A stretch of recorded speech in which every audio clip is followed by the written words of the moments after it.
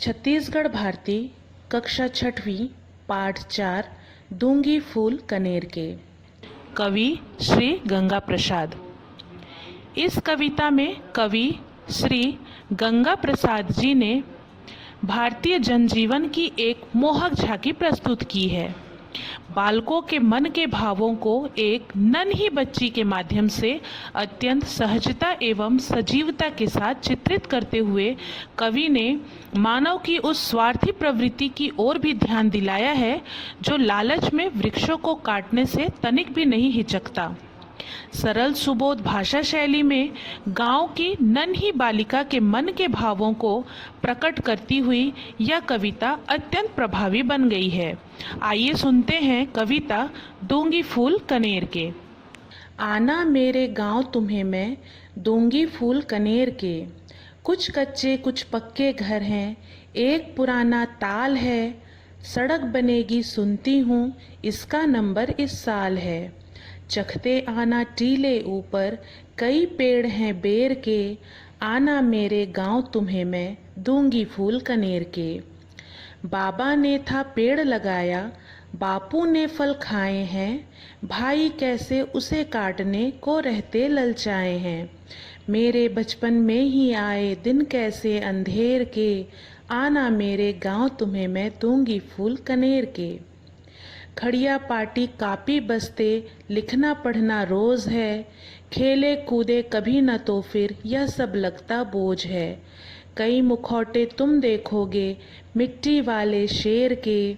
आना मेरे गांव तुम्हें मैं दूंगी फूल कनेर के। हंसना रोना तो लगता ही रहता है हर खेल में। रूठे कुट्टी कर ली लेकिन खिल उठते हैं मेल में।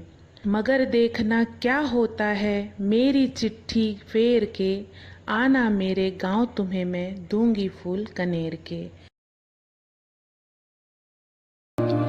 इस कविता में कवि श्री गंगा प्रसाद जी ने भारतीय जनजीवन की एक मोहक झांकी प्रस्तुत की है।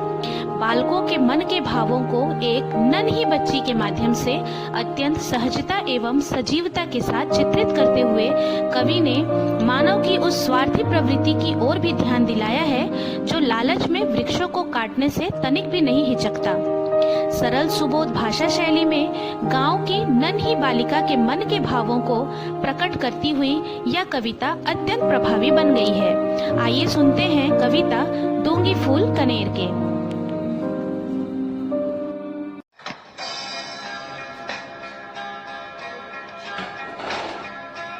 आना मेरे गाँव तुम्हें मैं दूंगी फूल कनेर के। आना मेरे गाँव तुम्हें मैं दूंगी फूल कनेर के। आना मेरे गाँव तुम्हें मैं दूंगी फूल कनेर के। आना मेरे गाँव तुम्हें मैं दूंगी फूल कनेर के।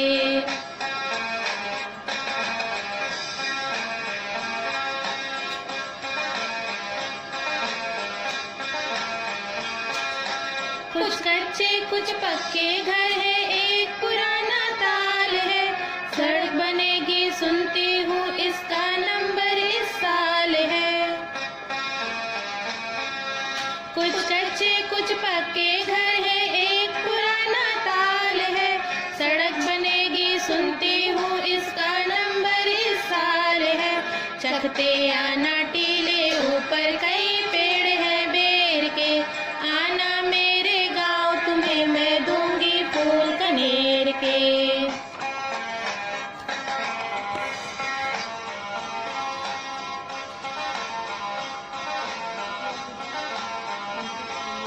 बाबा ने था पेड़ लगाया, बापू ने फल खाए हैं। भाई कैसे उसे काटने को रहते ललचाए हैं। बाबा ने था पेड़ लगाया, बापू ने फल खाए हैं। भाई कैसे उसे काटने को रहते ललचाए हैं। मेरे बचपन में ही आए दिन कैसे अंधेर के। आना मेरे गाँव तुम्हें मैं दूंगी फूल कनेर के।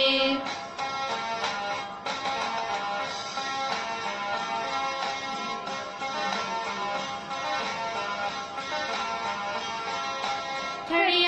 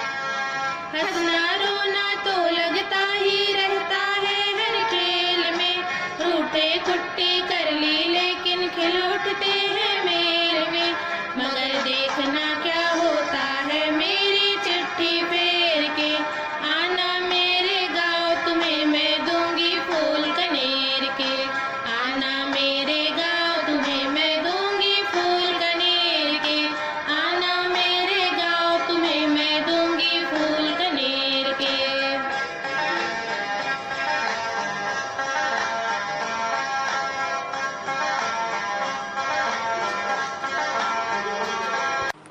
आइए कविता के इस भावार्थ को समझते हैं। इस कविता में कवि ने बालिका के माध्यम से गांव के सुखद वातावरण का वर्णन किया है, वृक्षों से होने वाले लाभ को बताया है।